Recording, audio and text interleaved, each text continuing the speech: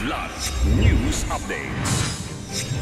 Mga balita ngayon, 2 NPA patay sa engkwentro sa Northern Samar, mga armas na samsam. Dating PNP CIDG Chief Macapas sinuspinde ng NAPOLCOM. 3 million pesos na halaga ng ecstasy at shabu nasabat sa Cavite. Ako po si Cesar Soriano, para ihatid ang mga nangungunang balita sa buong kapuluan ngayon.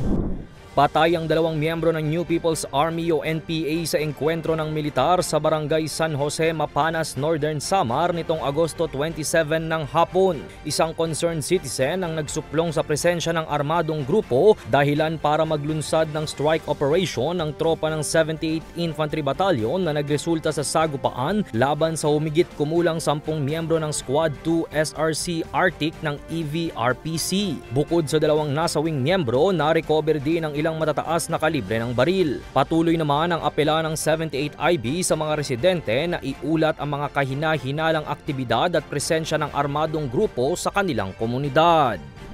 Ipinataw ng National Police Commission na NAPOLCOM ang preventive suspension kay dating PNP Criminal Investigation and Detection Group o CIDG Director Brigadier General Romeo Macapas nang hindi hihigit sa 70 araw. Ayon kay NAPOLCOM Vice Chair at Executive Officer Rafael Kalinisan, kaugnay ito ng reklamong inihain ni Elakim Patidongan laban kay Macapas, bunsod ng umano'y pakikialam sa investigasyon sa pagkawala ng hindi bababa sa 34 na sabongero. Noong nakaraang linggo, naghain ng kasong administratibo ang NAPOLCOM kay Macapas para sa grave misconduct at conduct unbecoming of a police officer habang nagpapatuloy ang mas malalim na investigasyon. Timbog sa isang bypass operation ng PIDEA Calabarzon at PNP Cavite ang isang high-value target sa harap ng isang mall sa Barangay Molino 4, City of Bacoor, Cavite, Kamakalawa. Kinilalang suspect na si alias Samson, 64 na taong gulang at residente ng Kalaludan, Pagayawan, Lanao del Sur.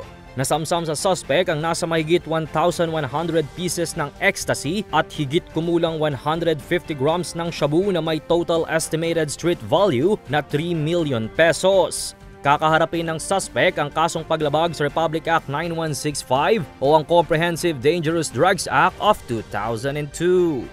Para sa Kidlat News Channel, ito si Jai Reyes, nag-uulat.